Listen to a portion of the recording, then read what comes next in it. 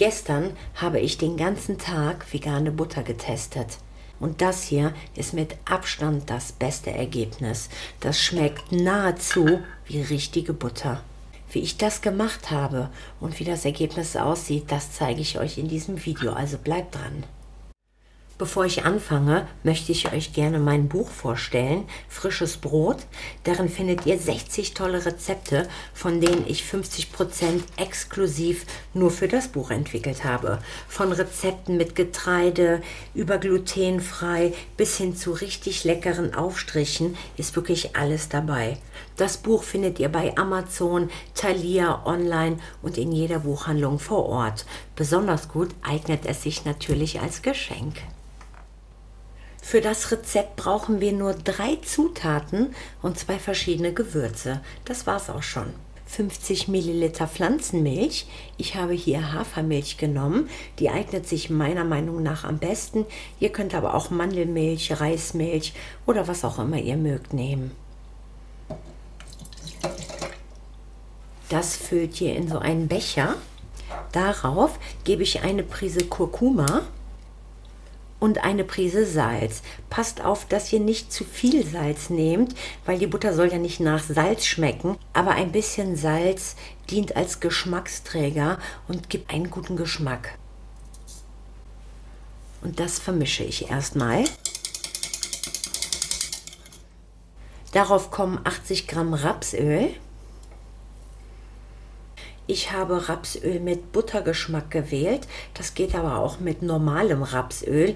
Ihr könnt theoretisch auch jedes andere Öl nehmen. Nur Olivenöl würde ich persönlich nicht nehmen, weil das ja doch einen sehr starken Eigengeschmack hat. Und als allerletztes nehmen wir 100 Gramm Kokosfett.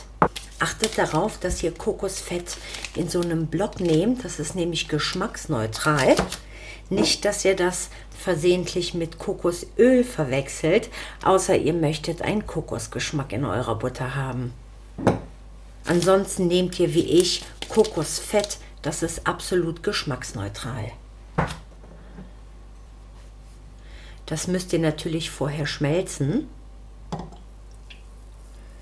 Und die Zutaten vermischt ihr alle mit einem Pürierstab.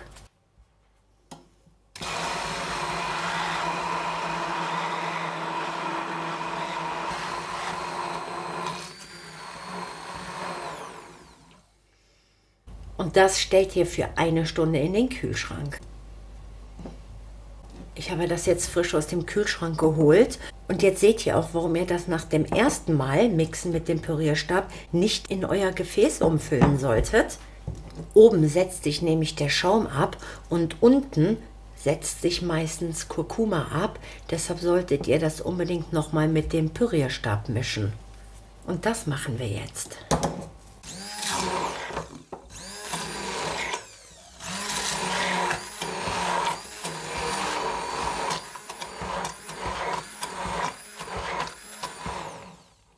Und gehe noch mal über den Rand, weil da setzt sich nämlich, wie ihr seht, ganz oft noch ein bisschen was ab. Und vermische das noch mal mit dem Pürierstab. Wie ihr seht, sieht das jetzt ganz anders aus. Wir haben eine einheitliche homogene Masse und das können wir nun abfüllen. Dann braucht ihr ein sauberes Gefäß.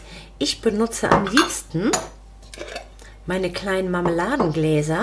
Die haben ein Fassungsvermögen von 230 Milliliter pro Glas. Die kann ich dann anschließend schön verschließen und so im Kühlschrank gut aufbewahren.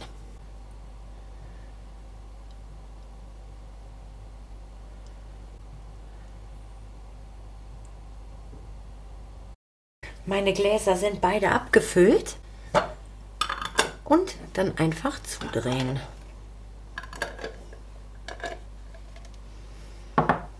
Und das stelle ich in den Kühlschrank für mindestens 2 Stunden, bis das richtig fest ist. Ja, meine Butter ist fertig ausgekühlt und fest. Schaut mal, so sieht das jetzt aus. Das ist die Butter, die ich einen Tag vorher gemacht habe. Da habe ich das beim zweiten Mal pürieren, habe ich die Butter länger im Kühlschrank gelassen und somit war die ganze Creme fester gewesen. als hier bei der Butter. Deshalb habe ich hier Luftblasen, was ich persönlich auch schön finde, weil das noch mehr nach richtiger Butter aussieht. Aber das sieht halt auch perfekt aus. Schaut mal. Wenn ich das jetzt schmiere,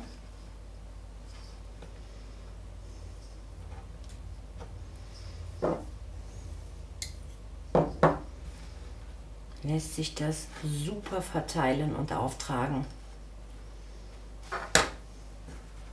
So, das sieht aus wie richtige Butter. Ich nehme noch ein bisschen. Ich mag den Geschmack einfach total gerne. Aber das lässt sich super verteilen.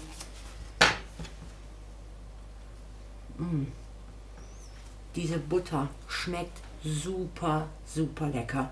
Wirklich geschmacklich kaum zu unterscheiden. Probiert das nach und schreibt mir bitte in die Kommentare, ob ich euch zu viel versprochen habe. Denn ich verspreche euch, ihr schmeckt keinen Unterschied zu richtiger Butter. Ja, ihr Lieben, das war's von mir. Ich wünsche euch wie immer viel Spaß beim Nachmachen. Probiert das aus und schreibt mir bitte in die Kommentare, ob das wie richtige Butter schmeckt. Vergesst mein Buch nicht. Lasst es euch schmecken. Bis zum nächsten Mal.